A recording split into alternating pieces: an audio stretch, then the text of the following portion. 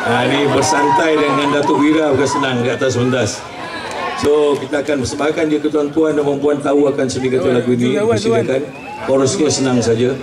Dia mengisahkan tentang hati, budi dan perasaan. Kita jaga hati kita, insya-Allah segala anggota badan kita insya-Allah akan sihat. Okey, seterusnya.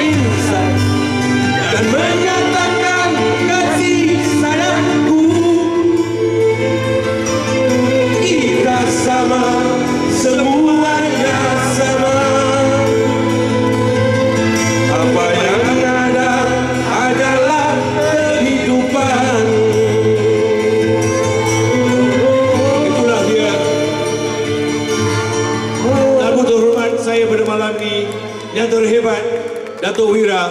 Beri tepukan dan terima kasih. Terima kasih Pak Barok. Terima kasih banyak-banyak. Terima kasih. Seri Melaka.